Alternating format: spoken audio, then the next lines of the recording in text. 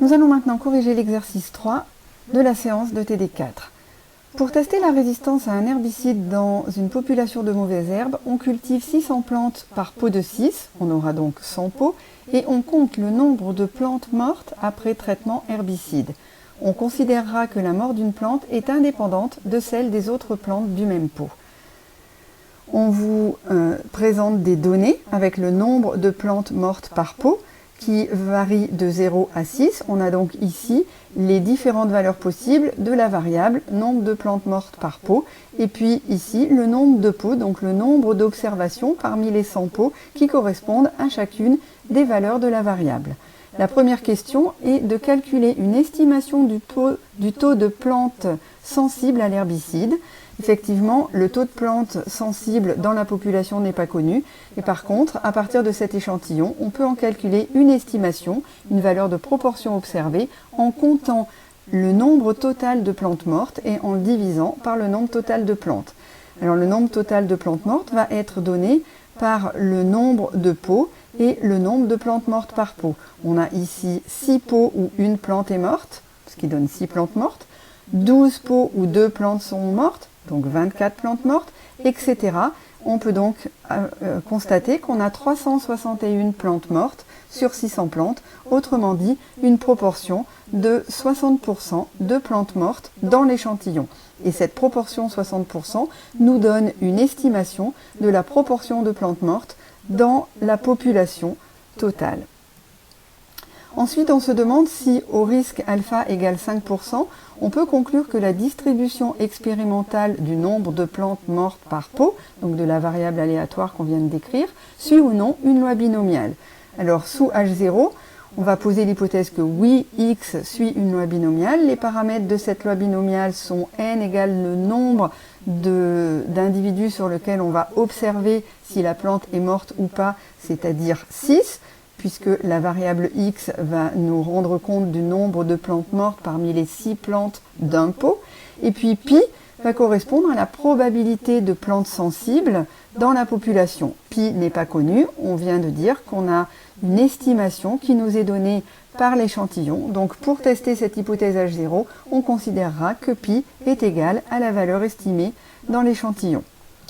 Sous l'hypothèse H1, inversement, x ne suit pas cette loi binomiale. Ensuite, on va partir du nombre de pots observés pour les différentes catégories. Donc, on va partir de ces effectifs observés pour un total de 100 valeurs et on va les comparer à des effectifs théoriques. Pour ça, on a besoin de calculer les probabilités théoriques d'obtenir 0, 1, 2, 3 jusqu'à 6 plantes mortes par pot. Sous l'hypothèse H0, ces probabilités théoriques sont données par la loi binomiale. La loi binomiale donc dépend de la valeur k, qui correspond au nombre de plantes mortes par pot. 6 est la valeur de n de la loi binomiale, et puis on a 0,6 qui est la valeur de pi. Ce calcul de probabilité va être appliqué à chacune des valeurs de k et va nous donner les probabilités théoriques ici. Ensuite, pour calculer l'effectif théorique de chacune des catégories, on multiplie ces probabilités théoriques par la taille totale de l'échantillon, c'est-à-dire n égale 100. On obtient donc des effectifs théoriques. Et là, on constate que certains effectifs théoriques, par exemple dans la dernière catégorie et dans les deux premières, sont inférieurs à 5.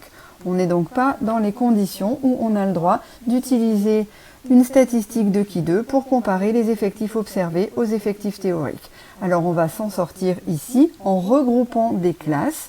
Et le regroupement des classes, il n'y a pas de règle spécifique du point de vue statistique, mais par contre, si on veut pouvoir interpréter biologiquement nos résultats, on va regrouper des classes proches, des classes qui ont des valeurs similaires.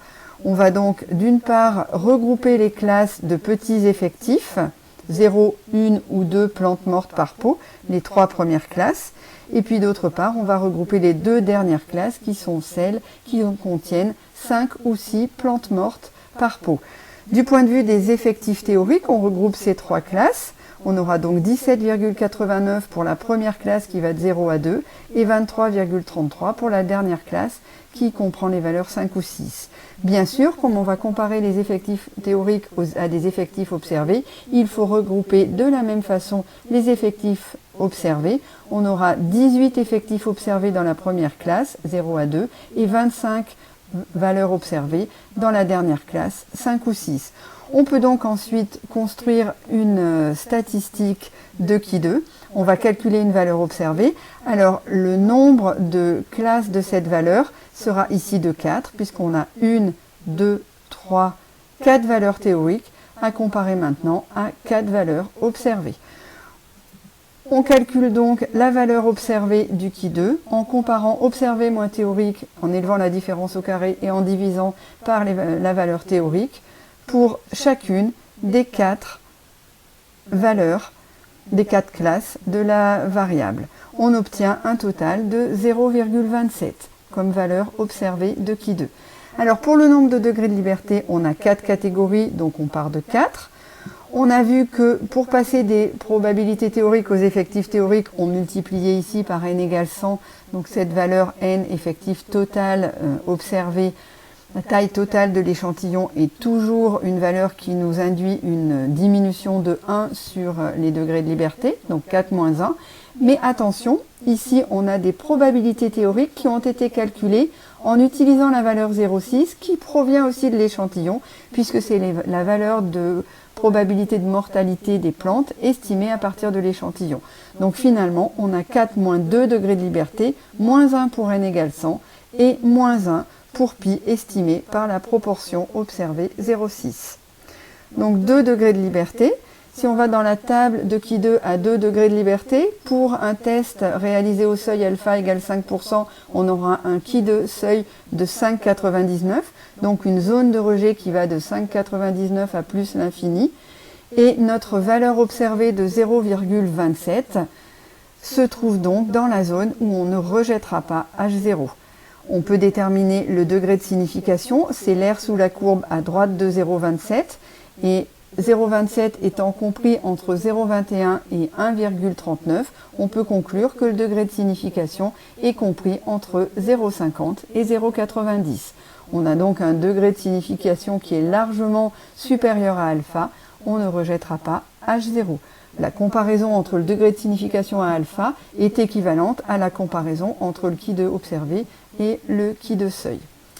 Donc on va conclure que la distribution expérimentale du nombre de plantes mortes par pot ne s'écarte pas significativement d'une loi binomiale.